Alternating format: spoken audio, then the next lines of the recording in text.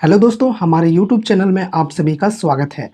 आज की इस वीडियो में हम इरेडा से रिलेटेड कुछ 3 बहुत ही बड़ी गुड न्यूज़ के ऊपर डिस्कशन करने वाले हैं और ये तीनों न्यूज़ की वजह से हमें इरेडा के शेयर के अंदर मंडे के दिन काफ़ी ज़्यादा तेज़ी देखने को मिल सकती है, क्योंकि ये जो तीनों न्यूज़ हैं काफ़ी पॉजिटिव न्यूज़ हैं, ठीक है।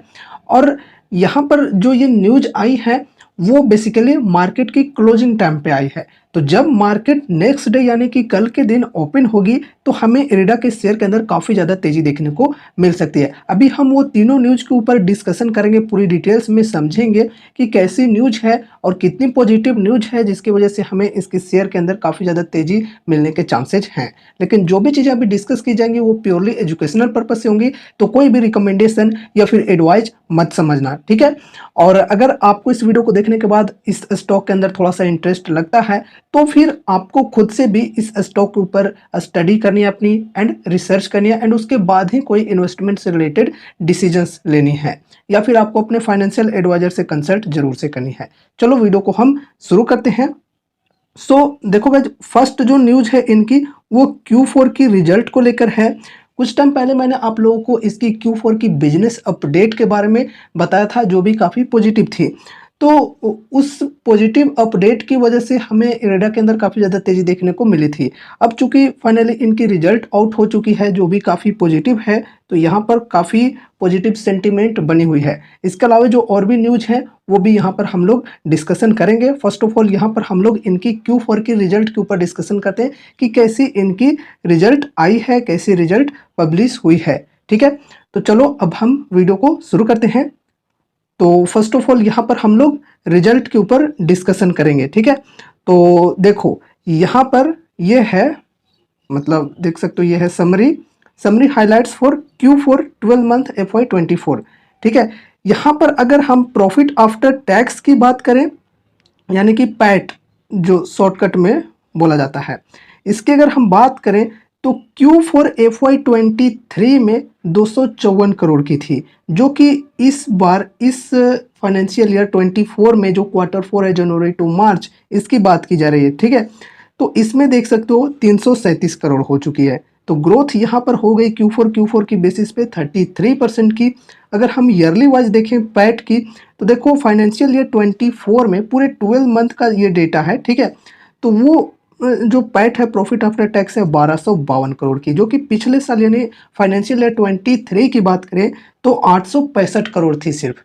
तो यहाँ पर भी देख सकते हो 45% की ग्रोथ देखने को मिली है। इसी प्रकार से अगर हम ऑपरेटिंग प्रॉफिट वगैरह भी देखें तो यहाँ पर भी देख सकते हो ईयर एंडेड यानी कि जो ईयरली वाइज देखा जा रहा है FY23 एंड 24 के अकॉर्डिंग, तो यहाँ पर देख सकते हो 48% से ऑपरेटिंग प्रॉफिट बढ़ा है।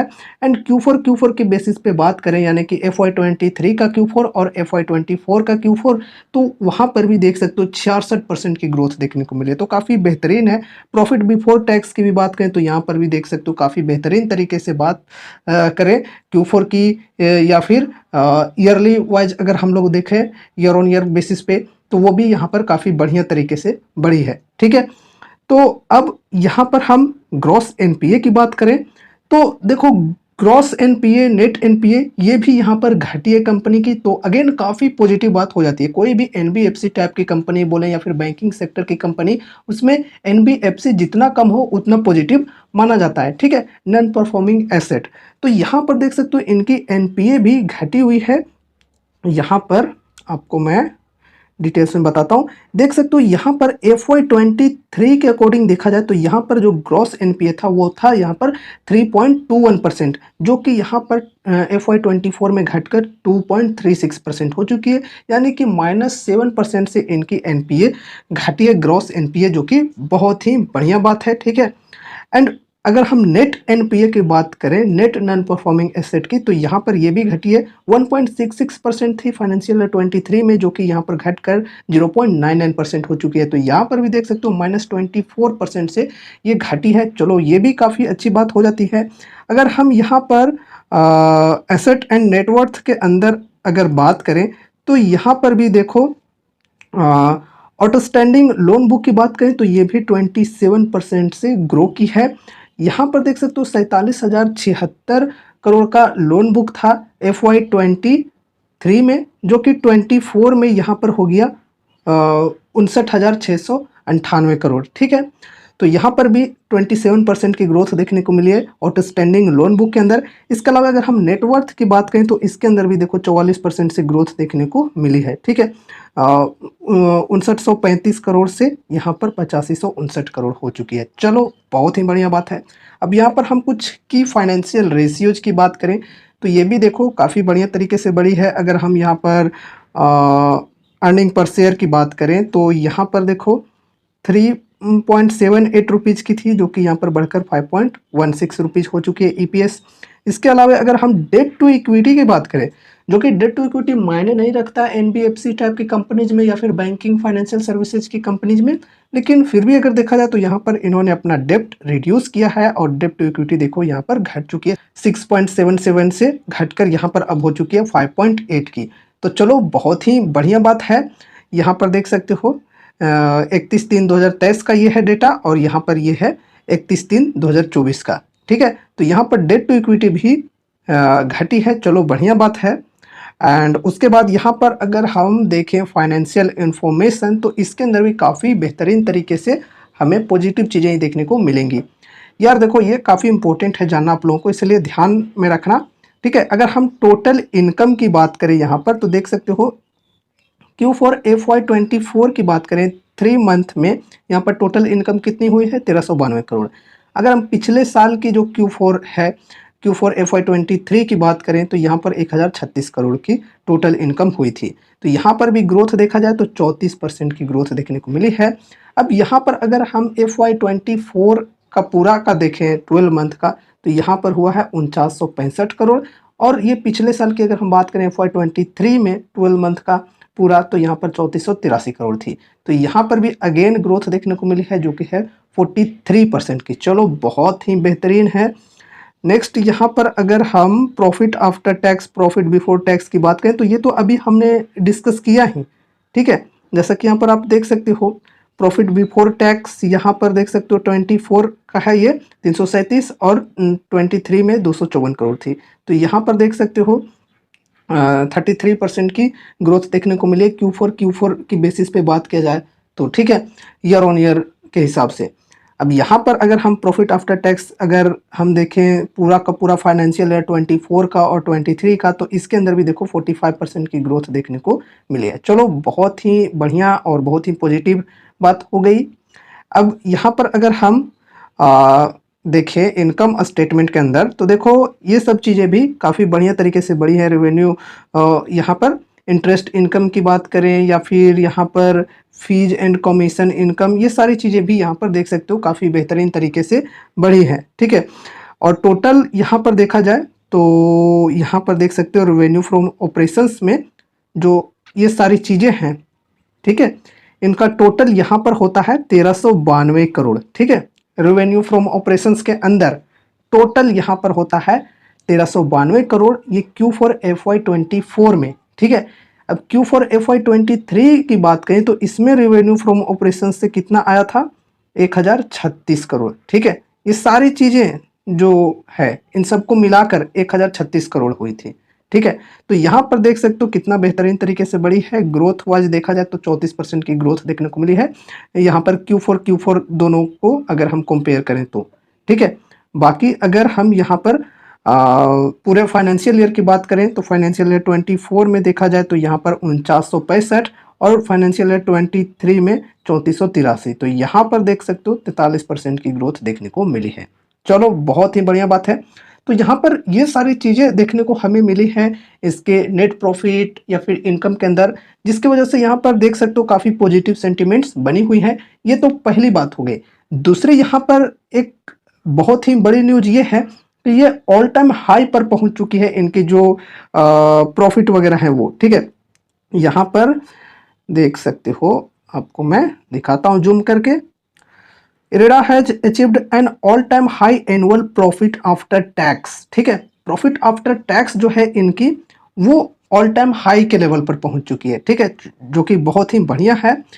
और यहाँ पर marking an impressive growth of 44.83% over the previous physical year to 23 की बात करें, जो अभी हमने डिस्कस किया था, फाइनेंशियल ईयर 23 के अनुसार देखा जाए तो 24 का जो फाइनेंशियल ईयर है, इसमें यहाँ पर देख सकते हो 44% की ग्रोथ देखने को मिली है, और ये ऑल टाइम हाई का यहाँ पर ये इनका प्रॉफिट आफ्टर टैक्स पहुंच चुका है। तो चलो बहुत ही बढ़िया है। नॉन परफॉर्मिंग एसेट की भी बात करें तो वो अभी हमने डिस्कस किया ही, जो कि घटी हुई है। चलो बहुत ही बढ़िया बात है। एक चीज़ और यहाँ पर देखा जाए तो यहाँ पर इनकी जो लोन डिसबर्समेंट है, लोन सैंक्शन है, वो भी यहाँ पर बहुत ही बढ़िया तरीके से बढ़ी हुई है। ठीक है, यहाँ पर देखा जाए, देखो लिखा हुआ है the company has achieved all time high annual loan sanctions, ठीक है, of 37,353 crore and disbursement of 25,089 crore in financial year 23 to 24। अगर हम यहाँ पर देखें पहले की बात, तो यहाँ पर पहले कितनी थी, पिछला फाइनेंशियल ईयर में 32,586 करोड़ का सैंक्शन किया था, डिसबर्समेंट यानी बांटा था कितना, 21,639 करोड़। तो यहाँ पर देख सकते हो ग्रोथ काफ़ी बेहतरीन तरीके से देखने को हमें मिली है, registering an increase of 14.63% and 15.94% यहाँ पर ग्रोथ देखने को मिली है पिछले के मुकाबले में। ठीक है, जो FY23 का जो लोन बांटा गया था उनके अकॉर्डिंग अगर देखा जाए तो यहाँ पर 24 में ग्रोथ देखने को मिली है। 14.63% से यहाँ पर सैंक्शन हुआ है, 15.94% से डिसबर्समेंट हुआ है। चलो ये भी एक बहुत ही बढ़िया न्यूज हो गई इसके रिलेटेड। यहाँ पर देख सकते हो ये भी रिकॉर्ड बनी हुई है, this marks the highest annual loan disbursement and sanction in the companies history. तो ये भी एक नई हिस्ट्री यहाँ पर बनी हुई है, हाईएस्ट पर पहुंची हुई है। लोन इन्होंने अभी तक सबसे हाई बांट दिया है अपनी कंपनी में। ठीक है, सिर्फ इनकी कंपनी की बात की जा रही है। तो अभी तक high sanction and high disbursement कर दिए लोन के अंदर भी। प्रॉफिट आफ्टर टैक्स भी हाई पर पहुंचा हुआ है इनका अभी तक का। ठीक है, नेक्स्ट यहाँ पर जो थर्ड न्यूज है वो भी काफ़ी पॉजिटिव है कि इनकी एक मतलब सब्सिडरी कंपनी आ सकती है। ठीक है, इसके रिगार्डिंग यहाँ पर इंडिकेट किए हैं इनकी जो क्या बोलते हैं यहाँ पर चेयरमैन एंड मैनेजिंग डायरेक्टर हैं, यहाँ पर देखो श्री प्रदीप कुमार दास। ठीक है, इन्होंने इंडिकेट किया है कि इरेडा प्लान कर रही है एक सब्सिडरी कंपनी एस्टेब्लिश करने के लिए। किस वजह से, यहाँ पर B2C के लिए। ठीक है, बिजनेस टू कंज्यूमर, पहले चलती थी सिर्फ B2B, जो बिजनेस जो मतलब करना चाहती है रिन्यूएबल सेक्टर के अंदर, उनको ये फाइनेंस करती थी, लेकिन अब ये एक एक इंडिविजुअल्स को भी ये फाइनेंस करेगी। किस लिए, देखो रूफटॉप सोलर का जो PM का योजना चल रहा है उनके लिए। ठीक है, अगर किन्हीं को सोलर लगवाना है तो उसके लिए भी इंडिविजुअली एक एक इंडिविजुअल्स को भी ये फाइनेंस करने का काम करेगी। ठीक है, इसके लिए एक अलग से सब्सिडरी कंपनी भी स्टार्ट करने वाली है। ठीक है, देख सकते हो rooftop solar, PM Kusum, electric vehicle and other business to consumer segment. तो B2C सेगमेंट के अंदर भी ये अब अपना काम स्टार्ट करने वाली है, जिससे इनकी और भी ज़्यादा रेवेन्यू बढ़ सकती है, प्रॉफिट बढ़ सकती है। ठीक है, अगर इनकी सब्सिडरी चालू हो जाती है तो। ठीक है, पहले सिर्फ बिजनेस टू बिजनेस चले थे, अब बिजनेस टू कस्टमर भी चलेगी, कंज्यूमर भी चलेगी। ठीक है, ये भी काफ़ी एक पॉजिटिव न्यूज हो जाती है। तो कुल मिलाकर यहाँ पर जो न्यूज है तीनों अभी हमने डिस्कस किया वो काफ़ी पॉजिटिव है, और इस न्यूज की वजह से हमें कल के दिन काफ़ी बढ़िया तेजी देखने को मिलने की चांसेज हैं। ठीक है, अब यहाँ पर अगर हम फंडामेंटल्स की बात करें तो ऐसे काफ़ी सारे वीडियोज़ में डिस्कस किए हैं, लेकिन मेरा काम है कि सभी चीज़ों को कवर कर लेना, क्योंकि आप अलग से वीडियो थोड़ी देखने जाओगे कि मैं देख लेता हूँ। अगर देखना चाहते हो तो इसकी जो फुल एनालिसिस वीडियो आप देख सकते हो, ऊपर आई बटन पर वीडियो की लिंक दे दूंगा। ठीक है, वैसे शॉर्टकट में बात करें, देखो मिड कैप कंपनी है, 43,000 करोड़ का मार्केट कैप है, एंड रिन्यूएबल एनर्जी के लिए ये फाइनेंस करती है कंपनी। ठीक है, एक PSU कंपनी है, मतलब गवर्नमेंट की कंपनी है। ठीक है, ये भी आपको ध्यान में रखना। स्टॉक का PE 34.5, इंडस्ट्री PE 16.6, थोड़ी सी यहाँ पर आपको बढ़ी हुई देखने को मिल रही होगी, लेकिन यहाँ पर सभी चीज़ें अच्छी है तो बढ़ी हुई जनरली मिलेंगे ही कोई भी स्टॉक में PE। अब देखो यहाँ पर ROC 9.35% है, डेप्ट टू इक्विटी 5.73 यहाँ पर बताया जा रहा है। Current price 161, book value 31.8, ROE 17.3, डेप्ट 49,037 करोड़, और फ्री कैश फ्लो माइनस में 11,123 करोड़। देखो डेप्ट टू इक्विटी जैसा कि अभी हमने डिस्कस किया कि ये मायने नहीं रखता NBFC टाइप की कंपनीज में या फिर बैंकिंग के जो फाइनेंशियल सर्विस के जो कंपनी होते हैं उनमें।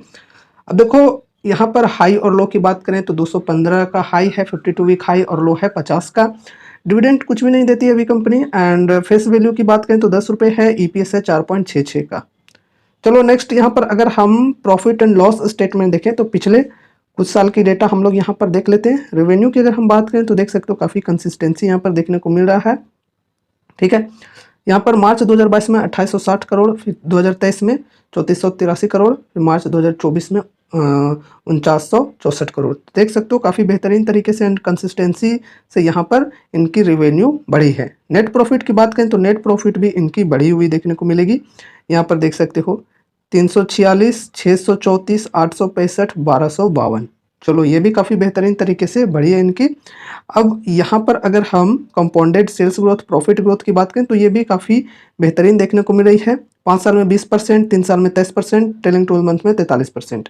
इसके अलावा अगर हम यहाँ पर देखें कंपाउंडेड प्रॉफिट ग्रोथ तो यहाँ पर भी देख सकते हो 5 साल में 34%, 3 साल में 53% और ट्रेलिंग 12 मंथ में 45%। चलो काफ़ी बेहतरीन है, ठीक है। मिड कैप की कंपनी और इसके अंदर इतनी बढ़िया percentage wise profit growth, sales growth हो रही है तो काफ़ी बेहतरीन माना जा सकता है, ठीक है। स्टॉक प्राइस सीएजीआर की बात करें तो ये डेटा फिलहाल अवेलेबल नहीं है। रिटर्न ऑन इक्विटी है 15%, 16% और 17%।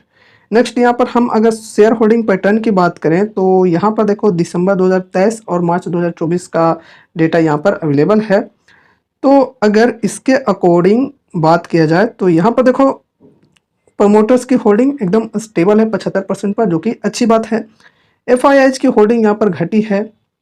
डीआईएच की बात करें ये भी काफ़ी बढ़िया तरीके से घटी है। पब्लिक यहाँ पर बढ़ाई है होल्डिंग, जो कि काफ़ी ज़्यादा बढ़ी हुई है। 22% यहाँ पर होल्डिंग हो चुकी है, 22.5% की होल्डिंग हो चुकी है पब्लिक की। इसके अंदर पीएमएस वगैरह भी आ जाते हैं, ठीक है, ये भी आपको ध्यान में रखना है। तो यहाँ पर एफआईआईज डीआईएच ने बेचा है, पब्लिक खरीदा है, ठीक है। तो ये चीज़ें भी आपको ध्यान में रखनी है। बाकी प्रमोटर्स की होल्डिंग 75% से है तो वो एक पॉजिटिव साइन हमें देखने को मिल रही है, ठीक है। नेक्स्ट यहाँ पर अगर हम चार्ट के ऊपर डिस्कशन करें तो यहाँ पर देखो एक पैटर्न बनी हुई है। कौन सी पैटर्न है? सिमेट्रिकल ट्रायंगल की पैटर्न है, ठीक है। देख सकते हो यहाँ पर ये ऊपर साइड में शिफ्ट होते जा रहा है, ट्रेंड लाइन को सपोर्ट लेते जा रहा है। ऊपर से अगर हम देखें ये वाला ट्रेंड लाइन में देखो नीचे के साइड में शिफ्ट होता जा रहा है। अगर यहाँ पर आकर नीचे में ब्रेक डाउन दे देता है तो और भी काफ़ी ज़्यादा फॉल हो सकती है, लेकिन न्यूज काफ़ी पॉजिटिव है। तो यहाँ से ऊपर उठकर अगर इसको ब्रेकआउट दे दे तो फिर यहाँ पर और भी तेज़ी देखने को मिल सकती है। ऑल टाइम हाई का लेवल की बात करें तो लगभग ये 215 का लेवल है, ठीक है, और ये है वो लेवल 215 का ऑल टाइम हाई का लेवल। तो यहाँ पर ब्रेकआउट देकर अगर ऑल टाइम हाई के लेवल के ऊपर भी चला जाता है तो फिर और बढ़िया तेज़ी देखने को मिल सकती है यहाँ पर, ठीक है। इसके अलावा अगर हम सपोर्ट रेजिस्टेंस के हिसाब से सिर्फ देखें तो यहाँ पर देखो ये सपोर्ट है 123.24 का, जो कि एक बहुत ही बड़ी स्ट्रॉन्ग सपोर्ट मानी जाती है। और अभी जैसा न्यूज है उस हिसाब से देखा जाए तो यहाँ पर इस लेवल पर आना तो अभी मुश्किल लग रहा है, लेकिन ऐसा नहीं है कि आप लोग फोमो में आकर बाई कर लो, बिल्कुल नहीं, ऐसा नहीं करना चाहिए, ठीक है। फोमो में आकर कभी भी कोई स्टॉक के ऊपर कोई भी बाई सेल की मतलब डिसीजन नहीं लेनी चाहिए।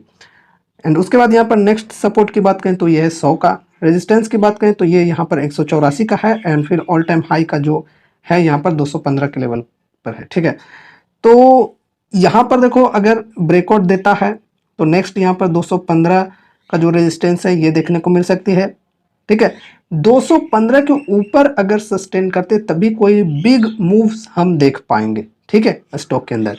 एंड अगर यहाँ से बिकवाली चालू हो जाती है, अगर मान लो यहाँ के लेवल पर भी आकर बिकवाली चालू हो जाती है तो फिर ये सपोर्ट हमारे पास हो जाता है 123.24 का, जहाँ पर हम बाइंग की डिसीजंस ले सकते हैं, ठीक है। लेकिन कोई रिकमेंडेशन या फिर एडवाइस नहीं है, अगेन मैं आपको बता रहा हूँ।